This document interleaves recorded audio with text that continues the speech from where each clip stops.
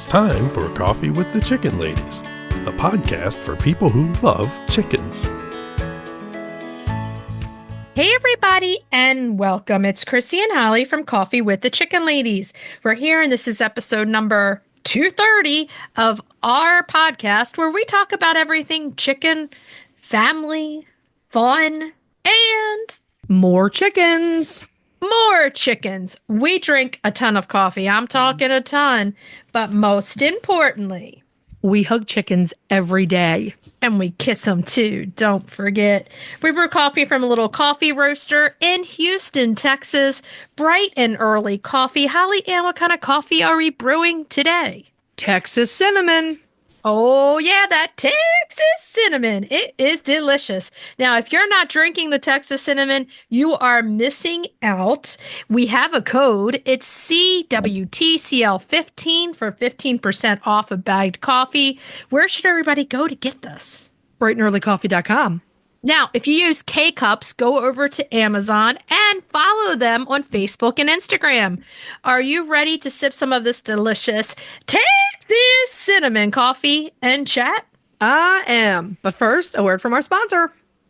We have some exciting news to share from our sponsor, Grubbly Farms. They're here, new and improved, Grubbly's World Harvest. I'm a longtime subscriber, and my flock love the healthy, nutritious treats, plus orders $40 and more ship free. If you haven't heard, Grubbly's has a fantastic layer pellet and crumble feed. It's packed with plant and insect protein, perfect for those picky chickens and ducks. Grubbly Farms makes food and treats for healthy pets and planet.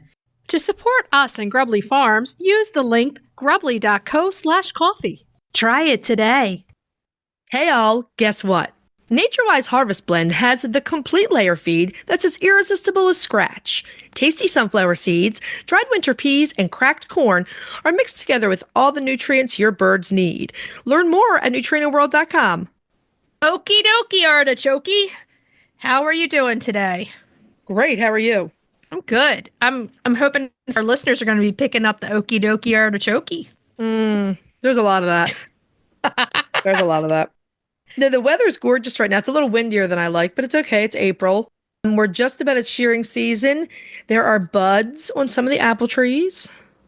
Oh, Lord. We're getting into the apple tree conversation now. Apple tree time. The chickens are loving those apple blossoms that are falling off the trees. They're like little potato chips to the chickens. Oh, well, we have cherry blossoms coming down right now. They do love them. It's true. You know what the geese love? Everything. The buds on the apple trees. It's so cute. So I don't pull out dandelions for a bunch of reasons. I mean, you can dye wool with them. You can eat them. You can eat the greens. All the critters like the greens. They loosen soil in your garden. They mine minerals. They're amazing. Pfeffernusse loves the yellow flower. She runs around and just gobbles them down. It's so cute. I was out getting dandelion greens for the chickens the other day and just throwing them in. It's like salad, chicken salad for them. Yes. They love them. Yeah, I agree. The weather's nice, but it's a little on the windy side. But hey, I can deal with that. It's not 105 degrees and it's not 2 degrees. So it's perfect. Right. It's pretty comfortable. The wind is keeping it from being too hot, so the sheep are content, but I'm looking at those sheep right now, and we might start shearing this coming weekend. Oh, wow. That's quick. Well, it's going to be really warm.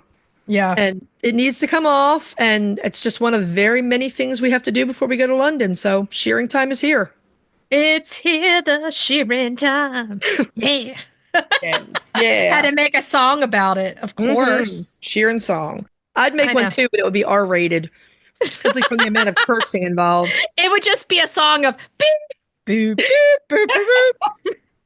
It would be. Shearing. Boop, boop, boop. Shearing. Boop, boop, beep, beep. That's about right. Oh, no. Don't want to do that. And on that note, if you're listening to our show and you're loving it, head on over to Apple Podcast and leave us a written review. It does amazing things for the growth of our show. And while you're there, hit that subscribe button. You never want to miss any of this fun, and they count them. And if you leave us a written review, let me just tell you, you make our day. We love reading them. If you're looking for other ways to help support the podcast, you can tell a few chicken, duck, or goose-loving friends about us. You can share your favorite episodes on social media. You can become a patron of the show, patreon.com/coffeewiththechickenladies. Gigantic thank you to all of our wonderful patrons. And the other thing you can do to help support the show is visit our website and our show notes, use our affiliate links and discount codes, and buy products from our sponsors. Yay! So, winter is coming. It's better when Sean Bean says it. Can you stay on topic for just a minute? What topic? Winter. Well, chickens, obviously, and igloo coops from Omelette. Oh, yeah. You gotta have an igloo for winter. If you don't know igloos, they're engineered for extremes. Double insulated, waterproof, and stormproof. They keep out any weather and all predators. And you can just wipe them clean. My girls and little man are so comfy in their Igloo Pro. Mine too. Warm and dry all year round. Winter is coming. Be ready with an igloo. Search Omelette. That's OMLET. Hey, Chris. Yeah. Do you like monthly subscriptions? Does it have anything to do with chickens? Of course. Then yeah. Let us take a minute to tell you about Chicken Love. You get a monthly Chicken Lady tee, treats for your flock, and a keeper care card. And did you know with every multi-month subscription, you get a free Chicken Love logo t-shirt? Really? Yeah. It's $36 a month with free shipping. What are you waiting for? Get off the nest and click already. That's chickenlove.com. That's chickenluv.com. Get your subscription today. The Breed Spotlight is brought to you by McMurray Hatchery, defining quality for generations. For over a century, McMurray Hatchery has remained a trusted family-owned business working tirelessly to ensure our poultry meet the highest standards. Whether you are an experienced enthusiast or just embarking on the journey, look to McMurray Hatchery for guaranteed quality, rare and heritage breeds, low minimums, and all the supplies you need to raise your flock. Request a free catalog today. There once was a chicken that rode and rode. They had to get the ice out. Slam the ice, and row, row, row. And it's time for the Breed Spotlight, yeah. Yeah. That's one of the more unusual offerings that you've come up with. I'm just curious how the... never mind. You know what? Never mind. This week's Breed Spotlight is... the Russian Orloff. I guess you were inspired by the fact that this is a super cold hardy chicken from Russia. Exactly. You got it. See? Okay. You understand my mind and how it works. Well, the Orloff is a super cold hardy chicken from Russia.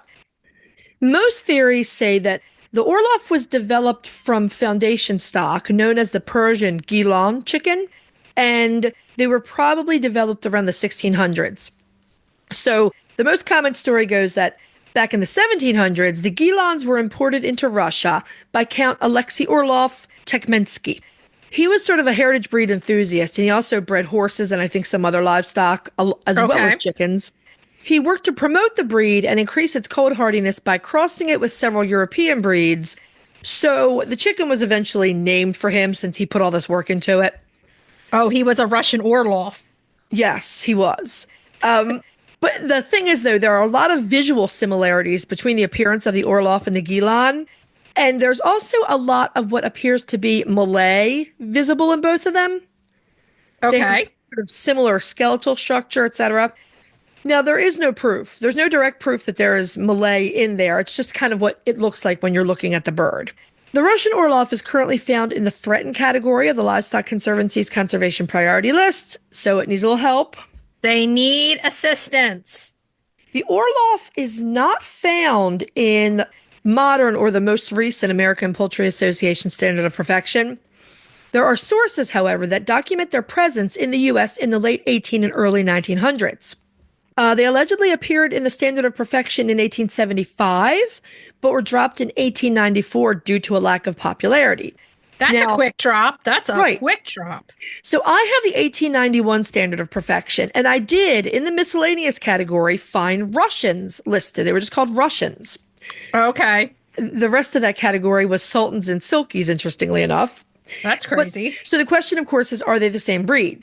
Now, the Russian Orloff Society of the U.S. and Canada says that these birds, the ones that appeared in the standard in 1891, were a separate breed known as the Russian Black Bearded. Oh, it's a blackbeard. Yeah. And you know what? It probably was. They had a black beard. I researched the Black Russians, and they are very, very similar to the Orloff. There are only two real differences. The comb was one, and the leg color was the other. So Orloffs have yellow legs, and in these Black Russians, there were slate legs. But that can happen in a breed between color varieties. So yeah, definitely. Now, the Orloffs have a cushion or a strawberry comb, while the Russian Blacks were listed as having a rose comb without the spike. But the Livestock Conservancy notes that a rose comb without a spike is essentially consistent with a strawberry or cushion comb. I agree. I mean, look at the combs. Seriously. Right. So they believe, and I also believe this, they do believe that the early Russian chickens mentioned in the 18th and 19th century writings are the Orloff. Also, the British Poultry Club recognizes that Black Russian bird as a variety of Orloff, and we concur with them. Yeah, exactly.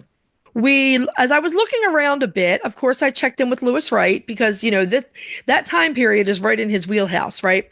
So there was a poultry exhibition held in St. Petersburg, Russia in 1899. It was sort of like a World Poultry Congress.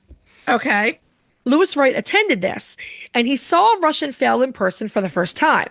He was informed that this bird, known as the Orloff, was the best breed of Russian chicken. Some sources at the time were suggesting that the Orloff was a cross between the Malay and the Faverolles, probably because of the beard. But right. this was debunked. This did not happen. Wright himself, he thought there was a similarity between the Russian Orloff and the Indian game, what we know as the Cornish. Mm-hmm. Now, I'm going to ask you a question. I'm going to stop you right here. Okay.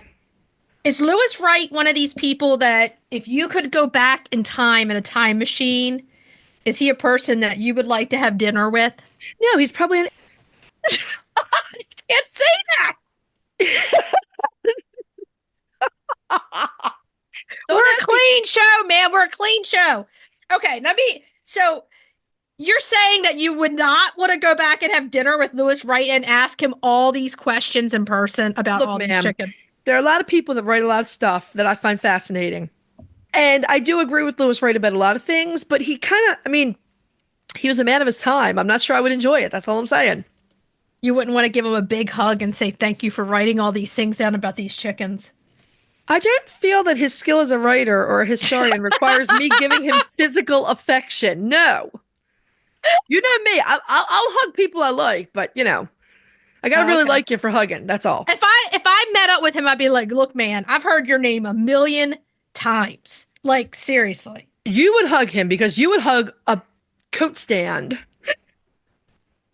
You're a cheap hugger. She's laughing so hard you can't hear her. Oh man, yeah. I can't deny that. I can't.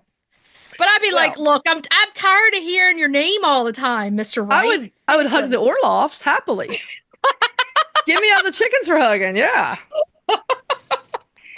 Anyway, Wright did say that he was very interested in the Orloff and he wanted to get some for breeding, but he had no luck procuring any of the Orloffs for his own collection. Oh. Okay, so let's look at the Orloffs and how they look. They are tallish, gamey chickens, okay? With a lot of the gaminess disguised by the heavy feathering because they're great for the cold. You got to have some heavy feathering for the cold. This is like a game bird, ultra cold version. Yeah, so they're heavily muffed and bearded, and their head retains a gamey or a Malay type of shape. So, yeah. I mean, they're hot. They're hot, baby. They're hot. It's the like Orloffs. His fur Cossack hat. The Orloffs have the walnut cushion strawberry comb. Now, there's slashes in between those, so that makes difference, right? Right. So you could call it walnutty or cushiony or strawberry. That's how we distinguish the difference. Very little wattle. Because, I mean, in the cold, those wattles could definitely get a lot of frostbite, so they're not going to have a lot of that. This is a cold weather chicken. They're Russian. They're cold weather. It's interesting to me, reasons for breeding a bird with a little wattle. Cold, of course, is right up there, but then what does the Orloff do, right? Because, There's a like rooster, game. I mean, yeah. well, a rooster uses his wattles for sexy time, right? He's shaking them all around. He dips them in the water. All the things that You know roosters do. about this quite well. I have a lot of roosters with big wattles. They're like, hey, baby. I need to come over and get some slow-mo of this. Like, yeah. You know who's really good is Hideo the Australorp. I mean, the king of this was Ricardo Montalban. He had it down. The face would go in the water. He would come up, throw it back. The water going everywhere at the wattles. But Hideo the Australorp, though he is one of the sweetest roosters ever, he still does the sexy time wattle shake. Little man probably doesn't have enough waddle to do it. He has some, but it's kind of curled. Like you kind of have to unroll it like an old lady stocking.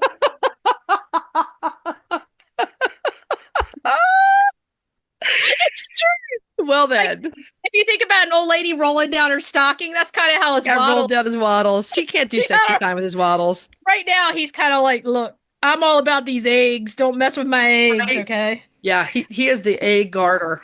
Oh, yes, he is. So let's look at these. We're talking about sexiness. They have yellow legs with no feathers. We're always talking about how sexy these legs are. Intense gold orange eyes, and their face is heavily feathered as well. I mean, if you think about it, they got like, they're ready for the Russian winters. They're ready. They for are it. definitely some cold hardy birds, yeah. Now, in the US, most Orloffs are the beautiful spangled variety, and there are some mahogany stock as well. They are also found as bantams. They would be so cute. Though not many are out there, mostly the showbirds. Yep. The standard size Orloffs weigh in about 8 to 9 pounds for the roos, and hens are going to come in at about 6.5 pounds. That's good size. That's a good sized bird. Yeah. Now, we'd call them dual purpose, but the hens are not known to be great layers.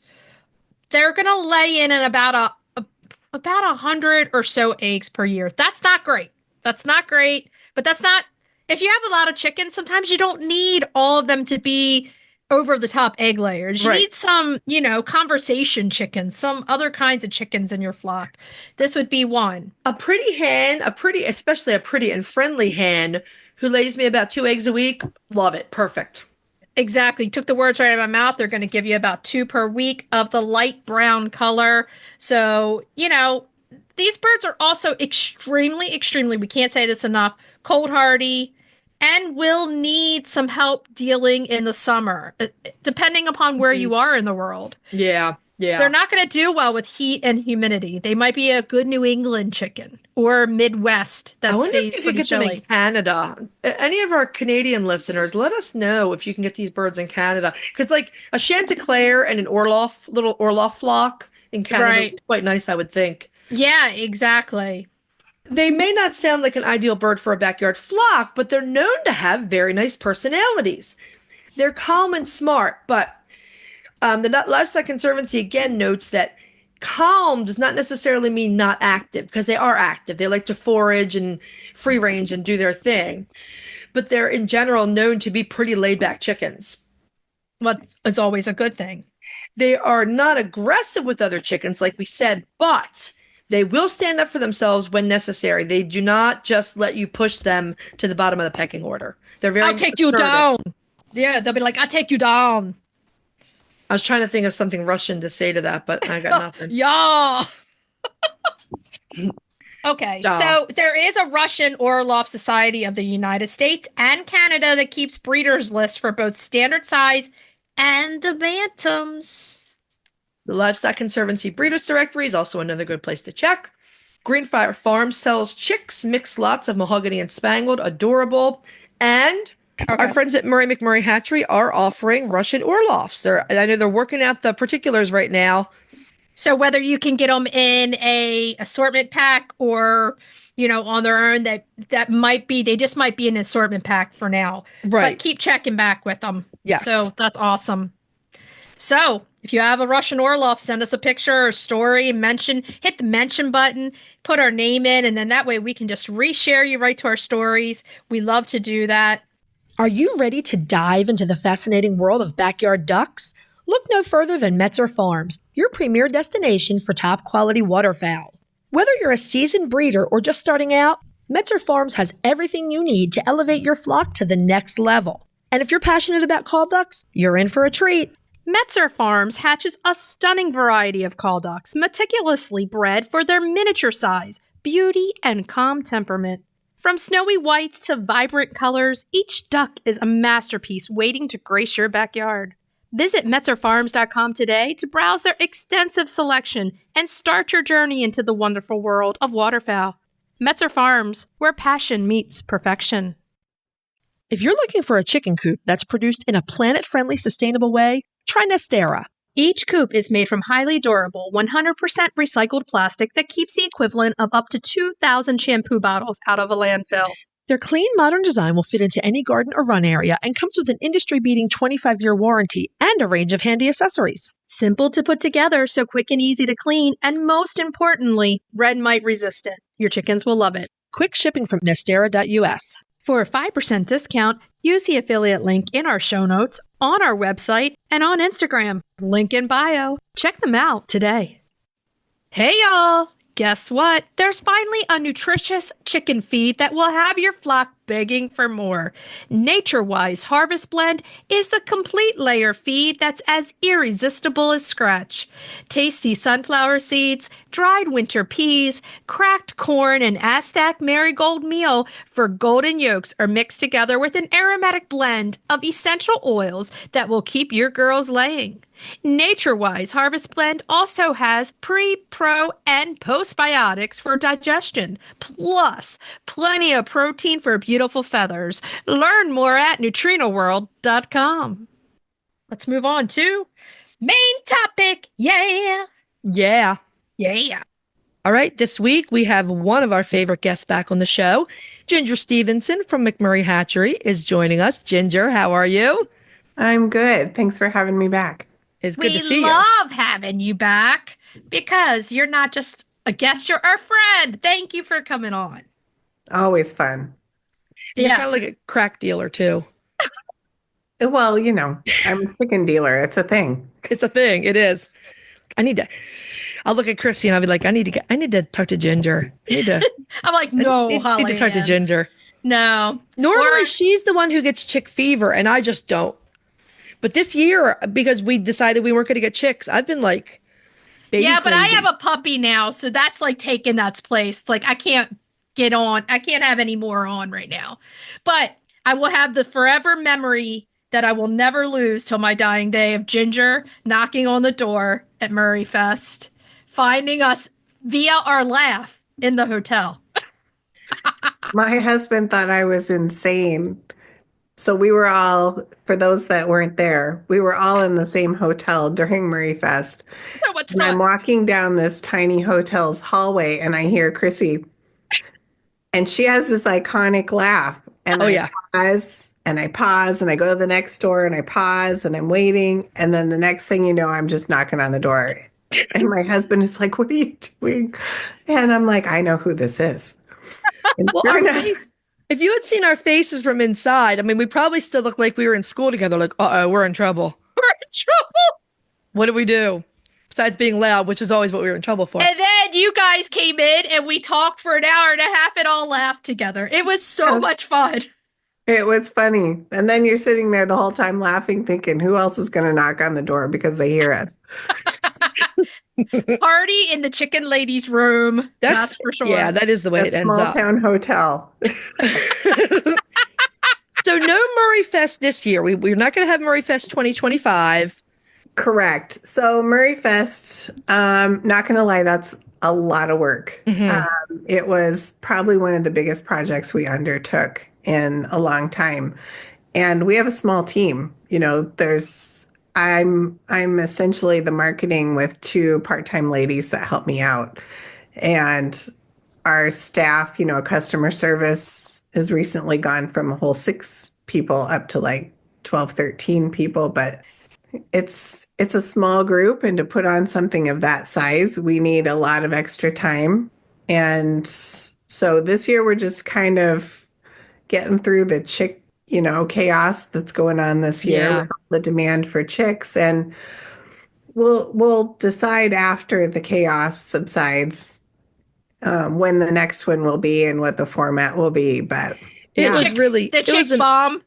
The chick bomb. It was Murray Fest was an amazing event. The people that came out were just fantastic. But you just brought up one of the things we want to talk about, the chick boom this year. So chicks are No, it's known as the chick bomb. That's because you had a typo. It is not the chick bomb. It is the chick boom. It's a boom, not a bomb. It's a boom. Yes. Yeah, chicks have been unbelievably high demand this year. It's reminiscent of the pandemic. I think it's probably put it to shame in a lot of ways. The number of calls that we get daily, and any hatchery around the country, a lot of them are seeing people line up at their door. Farm stores, they're selling out in record time. I got a message from a lady the other day. She waited in line at a store, and then the person that was first in line bought all the chickens. Everybody was so unfair. Oh, that's wrong. Oh my God, they put no limit. No limit was on there. Evidently not at this one. Sometimes there are limits on how many you can do. We had a chick sale in February or March. We had it was one of those big snow ice storms where there was a postal embargo. We couldn't ship, and we sold out. It was a record for us as well. We opened the doors and people were standing in minus 10-degree weather in a line waiting to get in. Wow. And they bought out all the females. Then they started buying all the straight run. They didn't care. They just bought chickens. Wow. And they were hauling boxes out. And it was nice from our perspective because we couldn't ship that week. Yeah. We found homes for those chickens.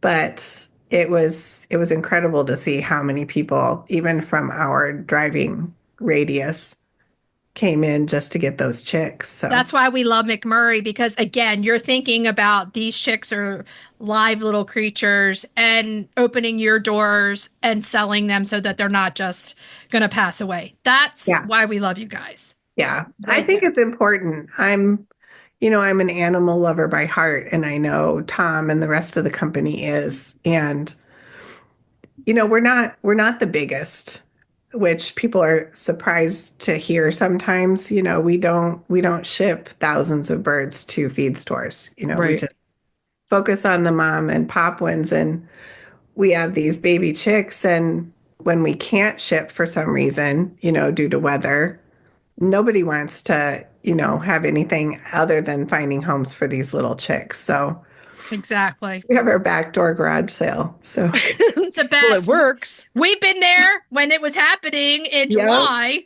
It's a little bit of a zoo and a little crazy, but the people leaving are so happy. Yeah, they were. They've picked out their chicks and they're just huge smiles on their faces. It is really nice. It's neat, when you've seen it where we set them all up, it's just as if we would pack the orders, and they get their box and they get to pick their chicks and put them in there, and they come up and pay for them, and they're so proud of their little baby chicks. So we're going to ask, what's new at McMurray? What new chickens do you guys have? Oh, always wanted to know about the new. This year, besides just getting through the season, we do have some new birds. The Bantams just launched the first week of April, so last week. And we don't have some of the old breeds, but we do have some new ones. We have our traditional millifleurs. I know a lot of people call them a duckle. I call it Duclay. Yeah. I took French, so I'm still in the Duclay faction. I'm not in the duckle. In the duckle faction. Duckle.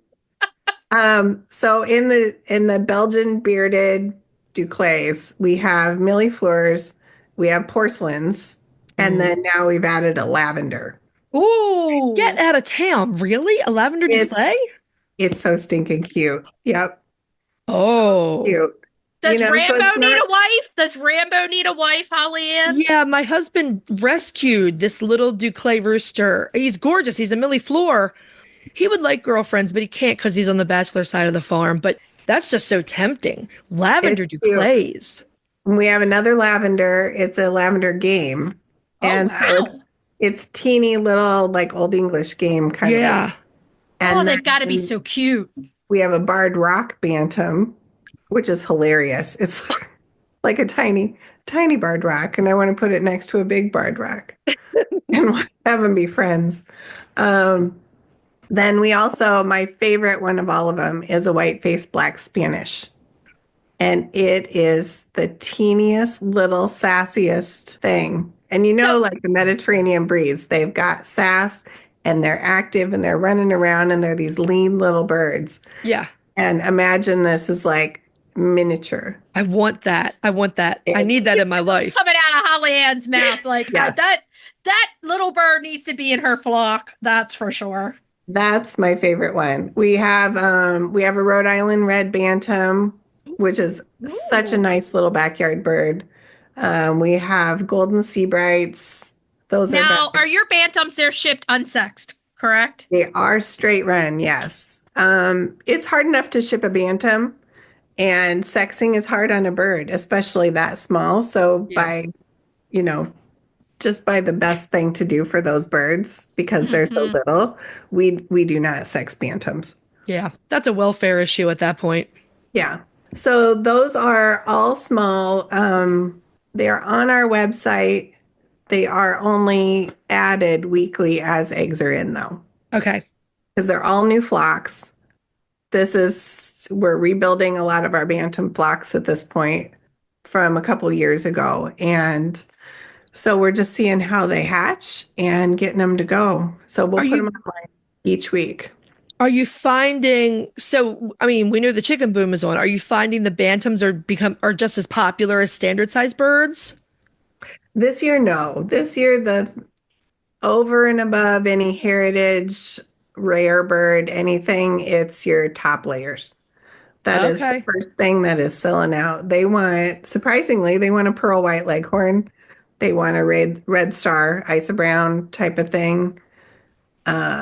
Colored egg layers, obviously. Yeah. Those always are the top demand. When we got past the first of the year and the chicken boom hit, that was what was selling out, was any heavy breed. And everybody's asking what's the best layers, and that's what they want. Okay. Makes sense. Well, it makes sense. Yeah. It's all egg prices, and that'll kind of level off. It takes 6 months for the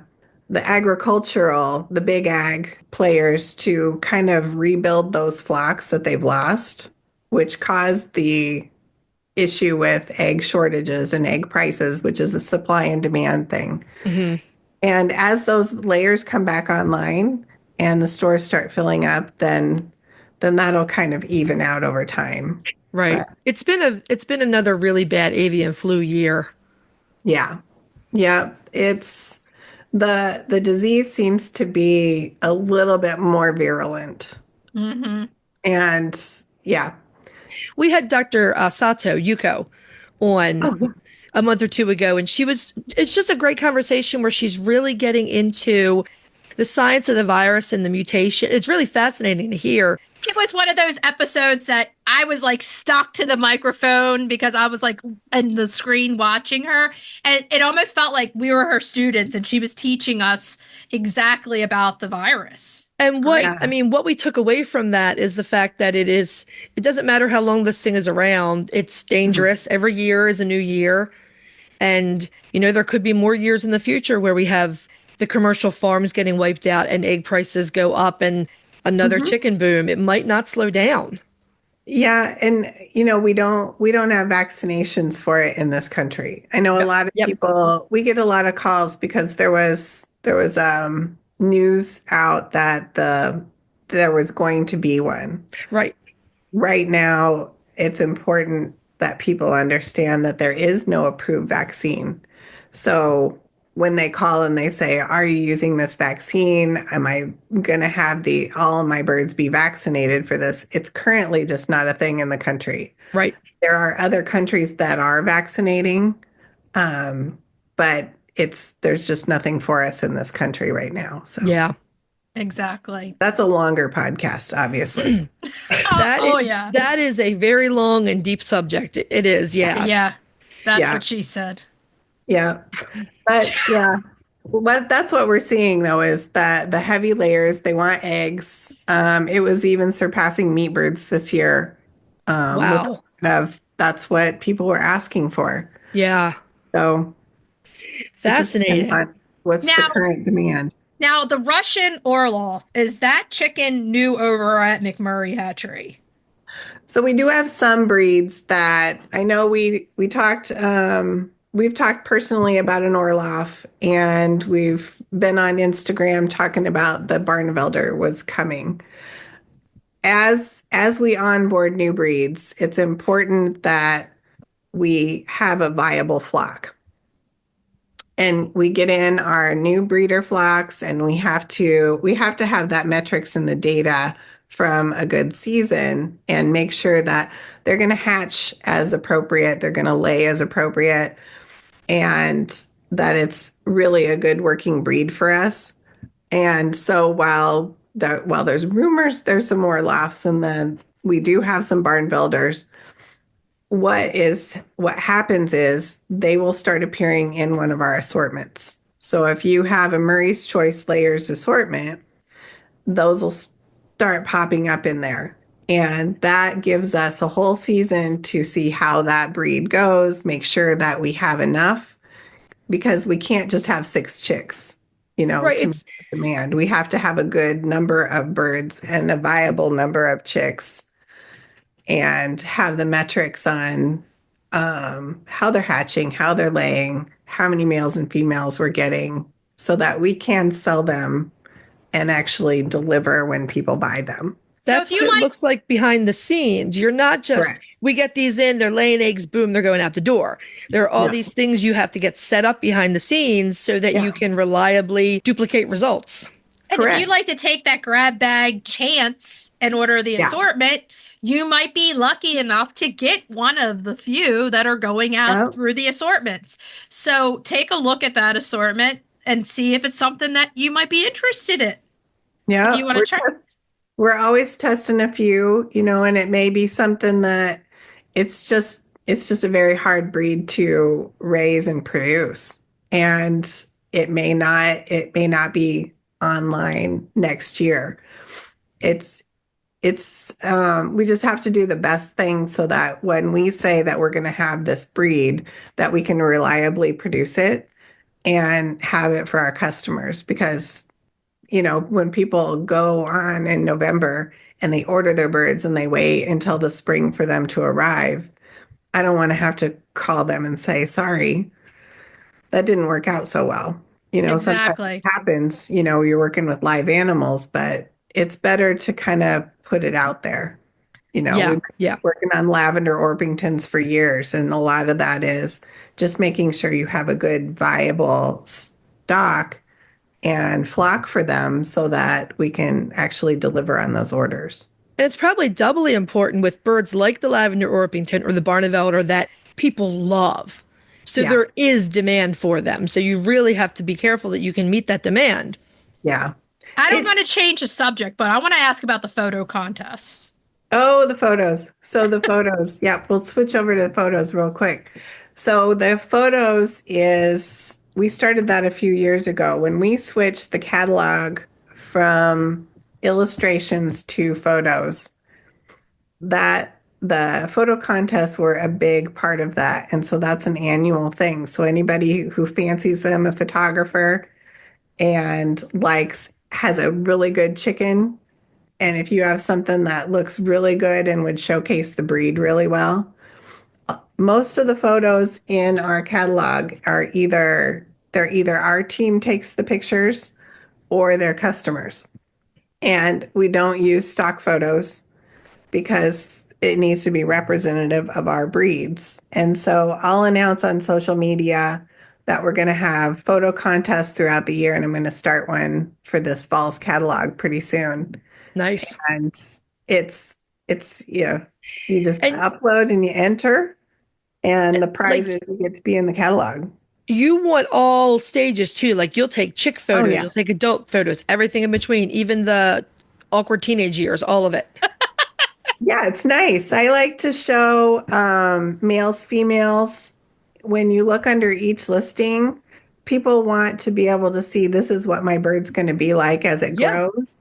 Um, I've already told little man that he needs to start getting his poses Yeah. ready so that he can be the Polish rooster in the catalog next year. Tell him Because to get his little feathers in order, his crest. He's got. he's his already little working sign. on it. He is working on it. He knows what he's got to do. I've got him trained. That bird.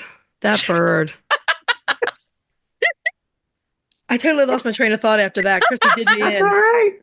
Little man, did you win? Little man, did you win? as he He's does. such a everyone loves a little man, and we're always like, well, get yourself a little man, a Polish rooster from McMurray. There you go. Well, I'll tell you this, that silver leghorn rooster, Giorgio Armani, I think he wants to populate the world because there is not a hen that he will leave alone. He's even going after my 8-year-old old ladies. The lack of respect there, I can't get past it. Like she's 8 years old, get off of her. She's like the equivalent of being like 95. Look, dude, stay with the young ones. Right? So, Ginger, what are you, as part of this chicken boom, I'm sure you guys are shipping huge numbers. How's that going so far this year? The answer is technically we can't ship any more than we already have. So yeah, you've shipped everything you've got now. If you're selling out, you're selling All out. right. Well, let me You're start selling over. out. Okay.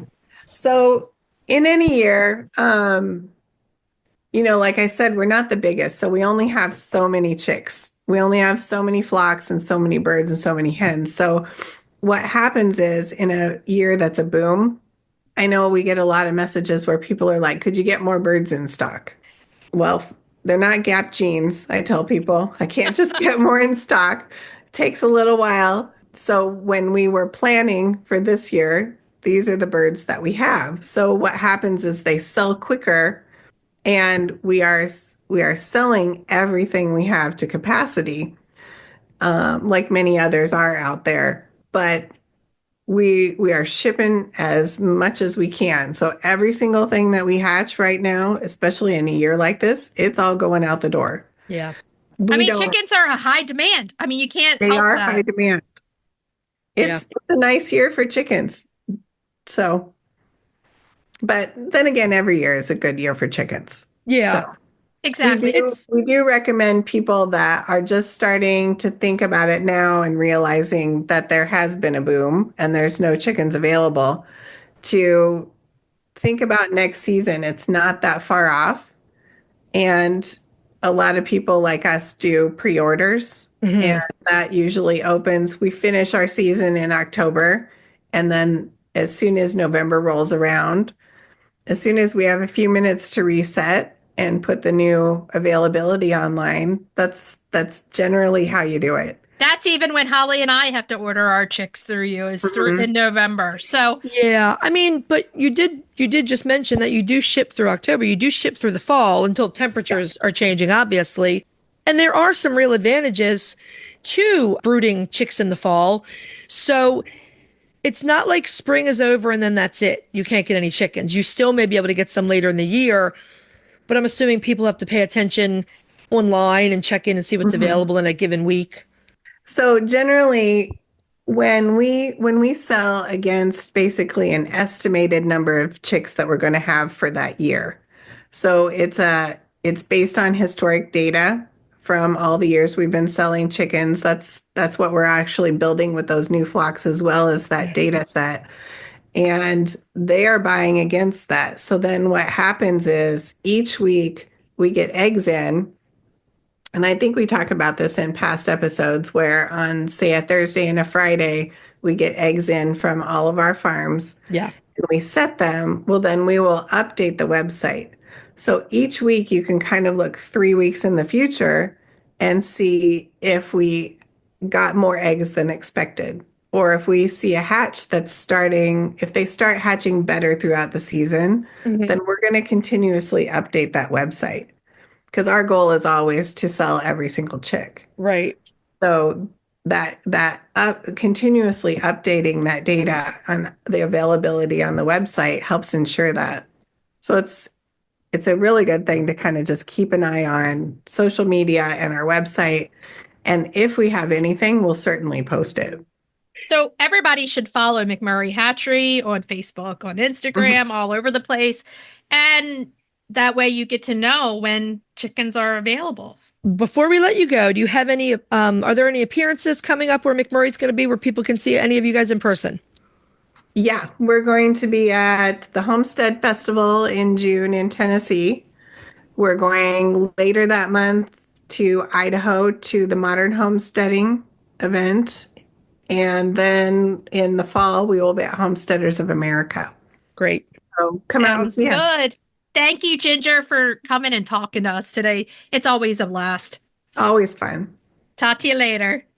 We just want to thank Ginger one more time for sparing a fun hour to chat with us about the new stuff at McMurray, the chicken boom of 2025, and all kinds of other great stuff. We love you, Ginger. I'm telling you, those bantams are so tempting. Oh, man. When she was saying all those kinds, I was like, oh, that would be so cute. That would be so cute. Mm-hmm. Those little lavender duclays. She's like our dealer. It's not good. I know it's not good. I'm all worked up now. I need some bantams. More. Go take a cold shower. Okay. I'm not the one with the rooster with the rolled waddle, so yeah, I do get to see sexy waddle time over here. Oh, not me. It's like an old lady with some stockings. Our friends at Good Eggs solve the age-old question of how should I wash my eggs? They're chicken people just like us who created the original silicone egg scrubber. Both Chrissy and I use their brush and natural enzyme wash every time. It's a total game changer. It makes cleaning eggs so much faster and easier. Plus, they have a lifetime guarantee. Good Egg is a small family business right here in the U.S., and they donate 10% of all profit directly to folks affected by cancer. Go check them out at goodeggstuff.co. That's goodeggstuff.co. Tell them Chrisie&Holly sent you. Okay, so let's move on to Cracking the eggs. cracking those eggs. Now, this week, Holly was like, hey, do you want to do this recipe? And I was like, sounds good. And it's Golden egg yolk cake. I know it sounds a little weird, and you are just using the yolks. I put the whites aside and used them to make meringues. The texture is interesting. It's delicious, first of all, but the texture is somewhere between a pound cake and an angel food cake. yeah. It's spongy, really creamy. It's really different and delicious. We thought it was perfect for an Easter brunch. If you don't need meringues, you can just make yourself an egg white omelet with the egg whites. Yeah. I love egg white omelets. Yep. So let's go into the ingredients that you're going to need for this cake. You're going to need 12 large egg yolks at room temperature, or 10 duck yolks, or 4 goose yolks, okay? 3 cups of all-purpose flour, or gluten-free 1-to-1.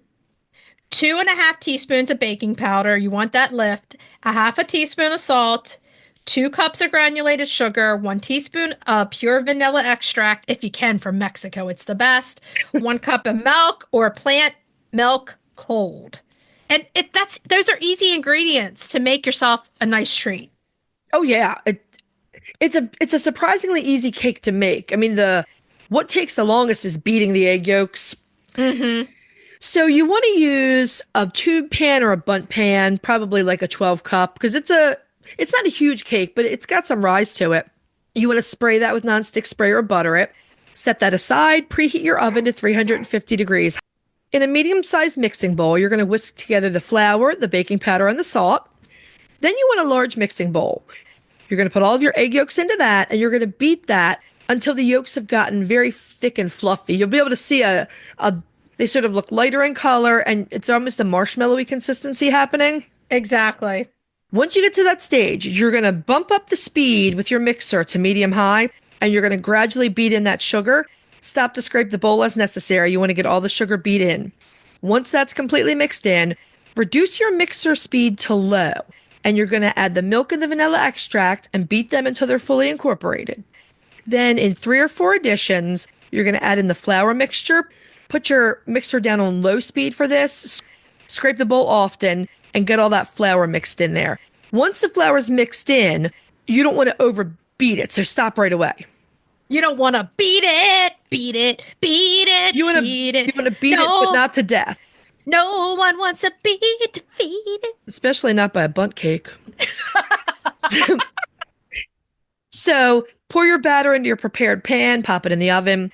You're going to bake this from 50 to 60 minutes or until it's lightly golden or cake tester comes out clean. Like always, we always say this, my oven runs a little hot. So mine was done in just about 50 minutes. Yours might take a little longer. Just check it. Check it often. Mine always takes longer. Yeah. So cool your cake for about 15 minutes on a wire rack and then flip it out of the pan onto the wire rack so that it can cool completely.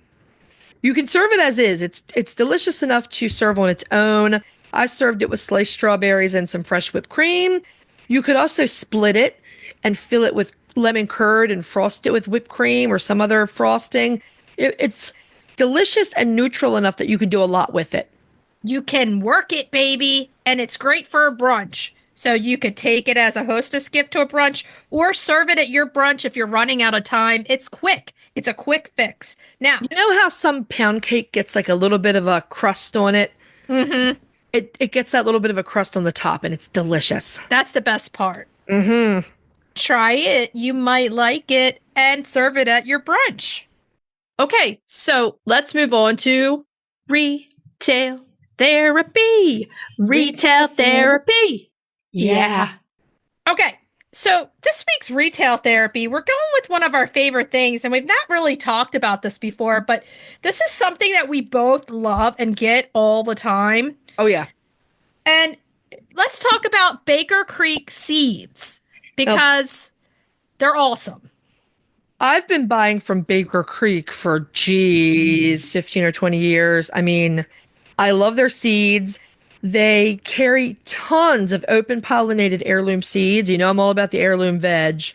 And their germination rates are really, really high. I love their seeds. I buy stuff from them at least once a year.